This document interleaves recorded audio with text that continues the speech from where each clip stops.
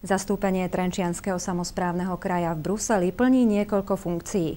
Okrem prezentácie nášho kraja v Európe, práve jeho zásluhou môžeme vedieť viac o možnostiach čerpania fondov financovaných zo zdrojov Európskej únie. Podrobnejšie už naša reportáž z hlavného mesta Únie.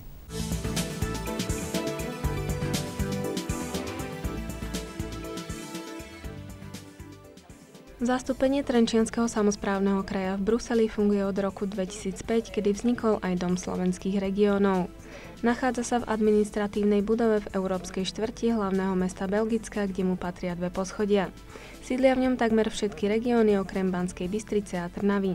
Úrad Trenčianskeho samosprávneho kraja tu zastupuje referentka pre európske záležitosti. Moje meno je Beata Valková a pracujem ako regionálny zástupca Trenčianskeho samosprávneho kraja v Bruseli už od decembra roku 2005. Činnosť zastúpenia v Bruseli spočíva v niektorých hlavných aktivitách, ktoré vám teraz predstavím. Prvou je ovplyvňovanie tvorby európskej legislatívy s ohľadom na záujmy regiónu. Táto činnosť predpokladá sledovanie vývoja európskych politík, aktualít. Nie je možné sledovať všetky európske politiky, ktorých je 30, preto sa činnosť zastúpenia Trenčianskeho samosprávneho kraja sústreďuje na tie politiky, ktoré majú priamy dopad a súvisia s kompetenciami samosprávneho kraja. Významnou činnosťou a jednou z takých hlavných činností zastúpenia Trenčianskeho samosprávneho kraja v Bruseli je informovanie o finančných možnostiach, ktoré Únia poskytuje. To sú tzv. Komunitárne programy, európske programy, ktoré sú financované a manažované priamo tu v Bruseli. To znamená, nejdú cez žiadne ministerstva, nie sú manažované domácimi slovenskými orgánmi. Inými slovami, naša zástupkyňa funguje ako spojovací bod medzi európskymi inštitúciami a organizáciami doma na Slovensku. Monitoruje všetky aktivity a workshopy v Bruseli, ktoré by pre náš kraj mohli byť zaujímavé. Zastúpenie poskytuje a spája subjekty z EÚ s domácimi zainteresovanými subjektami a pomáha pri vytváraní partnerstva na vypracovanie a predloženie európskeho projektu. Poskytujeme informácie tým, ktorí sú v Bruseli na služobnej ceste, potrebujú pomôcť poradiť, zorientovať sa v spleti európskych inštitúcií a prípadne dohodnú stretnutia s predstaviteľmi európskych inštitúcií, rokovania, projektové stretnutia. Tým, že Dom slovenských regiónov má miestnosť zasadáciu a rokovaciu, tieto napríklad využívame aj na to, keď sa stretávajú partneri projektov a majú tu projektové meetingy. Takže sme tu, aby sme poskytli vlastne tento servis. Za krátky čas existencie nášho zastúpenia v Bruseli sa slovenským regiónom podarilo získať reputáciu perspektívnych a dynamických partnerov. Aj vďaka našim zástupcom máme možnosť prezentovať sa na jednom z najdôležitejších podujatí Európskej únie Open Days a byť členom významného partnerstva pod názvom BIRD. Znamená to v preklade asi tak, že spájanie regiónov, inovatívnych regiónov pre zdravie. Toto partnerstvo regiónov vzniklo ešte v decembri minulého roka po minuloročnom Open Days, pretože vtedy boli stanovené nové témy pre ročník 2009. Vtedy sa začalo hľadanie partnerov a vytváranie zoskupenia s cieľom prezentovať regióny na ročníku 2009.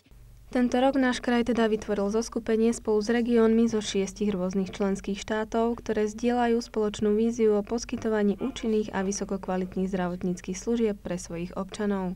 V rámci Open Days 2009 sa pridali noví partneri a pozornosť sa od nemocníc a praxe v zdravotníckych zariadeniach presunula na aktivity mimo kliník a nemocníc, teda na prevenciu, vzdelávanie a informovanosť občanov.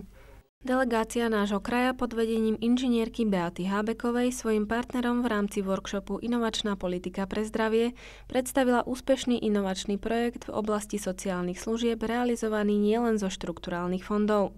Išlo o konkrétne skúsenosti z projektu Centra sociálnych služieb Nádej v Dolnom Lieskove.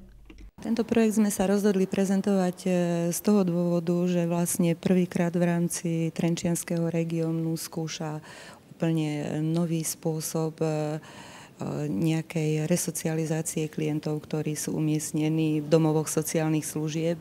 Upúšťa sa od takého veľkoplošného styku s klientom a zavádza sa úplne nový spôsob komunitného pobytu v rámci domova sociálnych služieb.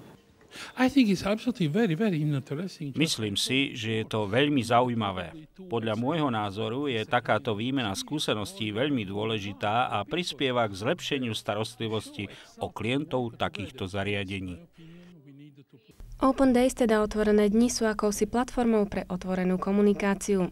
Regiónom poskytujú ideálny priestor na čerpanie znalostí či inovácií zo skúsenejších regiónov. Nachádzame sa v budove Európskeho parlamentu, kde práve prebieha plenárne zasadnutie výboru regiónov. V tejto sále majú zástupcovia miestnej a regionálnej samosprávy možnosť vyjadriť sa k právnym predpisom Európskej únie. Výbor regiónov zohráva dôležitú úlohu pri tvorbe regionálnej politiky Európskej únie a podáva pomocnú ruku jednotlivým regiónom. Má 344 členov, väčšinou predstaviteľov miestnych samospráv. Jedným z nich je aj predseda nášho samosprávneho kraja. V súčasnosti sa 17 európskych krajín nachádza pod priemerom Európskej únie.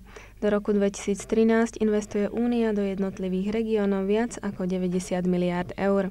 Získanie týchto finančných prostriedkov si však vyžaduje najmä flexibilitu a inovatívnosť samotných regiónov.